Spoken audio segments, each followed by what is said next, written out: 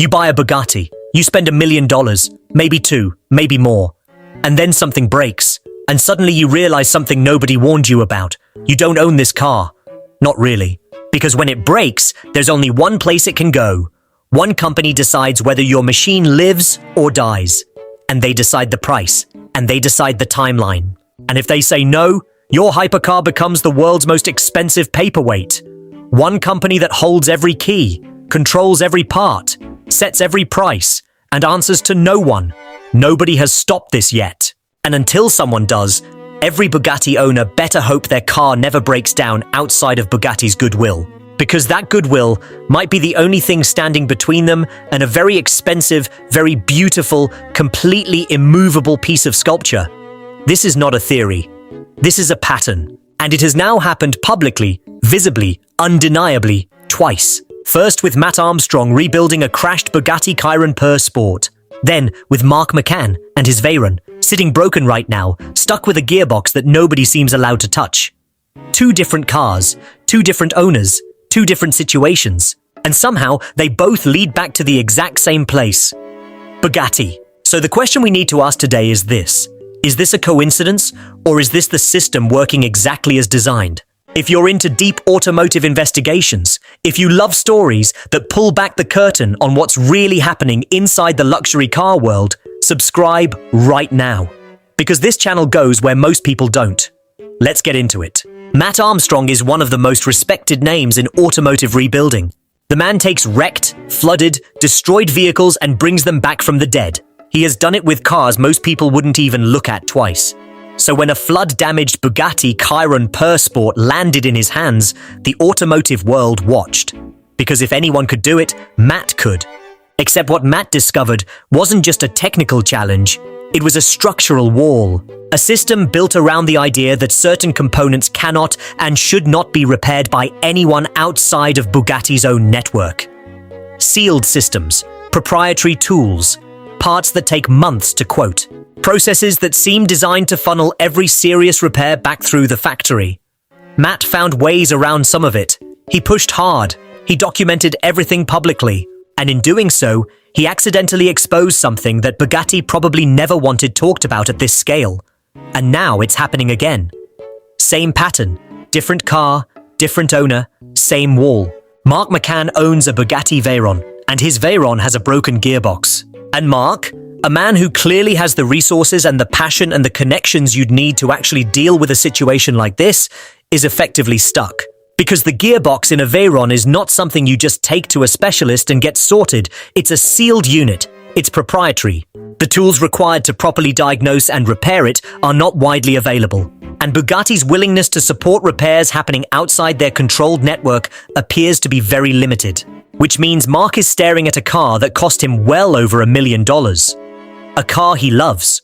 A car he has talked about publicly. And his options are narrowing fast. Option 1. Send it back to Bugatti. Accept their timeline. Accept their pricing. Accept whatever terms they set. Option 2. Sit with a car that cannot move. That's it. Those might be the only two real choices. And if that doesn't make you uncomfortable, it should.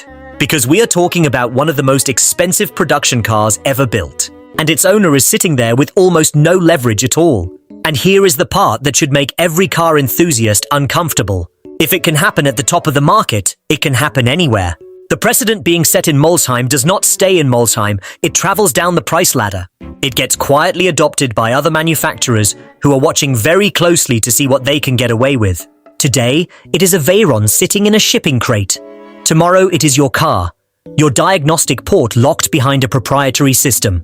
Your ECU encrypted so no one but the dealer can touch it.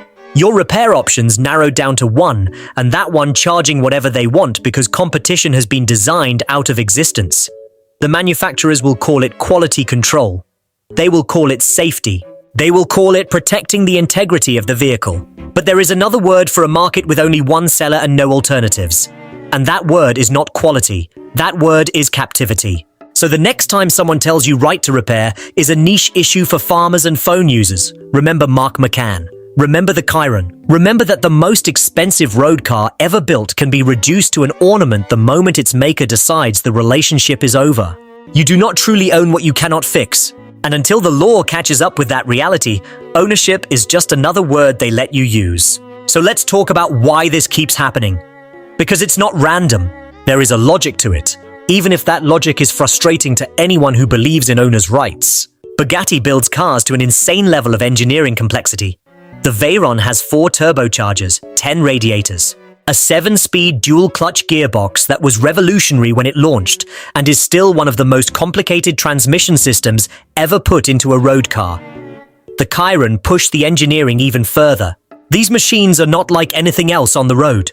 They require specialized knowledge, specialized equipment, and a depth of engineering documentation that Bugatti controls tightly. And that control is the key word here, because when you control the knowledge, you control the repair. When you control the repair, you control the cost. When you control the cost, there is no market competition. There is no independent specialist who can undercut you. There is no third party who can offer an alternative. There is only Bugatti, and Bugatti sets the terms. Why does a gearbox like the one in the Veyron get treated as a sealed unit that almost no one else is permitted to open? Why do owners report waiting months just to get a parts quote? Why do cars sometimes have to travel back to Molsheim in France for issues that on the surface seem like they could potentially be handled closer to home? You could argue it's about quality control. You could argue that the engineering is genuinely so complex that only the factory can guarantee a repair done correctly. And maybe some of that is true. These are not simple machines. A mistake inside a Veyron gearbox at speed is not a minor incident. But here is the tension. There is a difference between a system built around genuine engineering necessity and a system built around commercial control. And from the outside, watching Matt Armstrong's Chiron rebuild and watching Mark McCann's Veyron situation unfold in real time, it is very difficult to know which one you're actually looking at. Because independent specialists who know these cars deeply exist. People who have spent years studying these systems. People who have done the work. And yet the tools, the data, and the official cooperation they need to fully repair these vehicles are not always accessible. Why? Why make it that hard? Why does everything keep leading back to Bugatti? And here's the part that should keep you thinking long after this video ends. This is not just a Bugatti conversation. This is a conversation about what hypercar ownership actually means in the modern era. Because as cars become more complex, as software becomes more embedded in every system, as manufacturers build proprietary layers into the most basic functions of their vehicles, the question of who really controls a car after the sale is becoming one of the most important questions in the automotive world. Right to repair is a legal fight happening across multiple industries right now.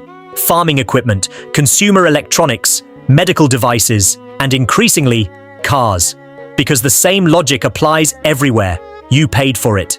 But if only one company is allowed to fix it, do you really own it? For most car owners, this is abstract. Their car breaks, they take it to a dealer or an independent mechanic, life goes on. But when you are sitting with a broken Veyron, and the only realistic option is to ship it back to France and wait for Bugatti to name a price, the abstraction becomes very real, very fast. Mark McCann is living that reality right now. Matt Armstrong exposed the edges of it during his Chiron rebuild. And the fact that 2 high-profile documented cases have both hit the same wall suggests this is not a flaw in the system. It is the system. Which brings us back to the question that started all of this. When you buy a Bugatti, are you buying one of the greatest cars ever built? Or are you buying a machine that only one company is allowed to keep alive? One company that holds every key, controls every part, sets every price, and answers to no one. Nobody has stopped this yet. And until someone does, every Bugatti owner better hope their car never breaks down outside of Bugatti's goodwill. Because that goodwill might be the only thing standing between them and a very expensive, very beautiful, completely immovable piece of sculpture.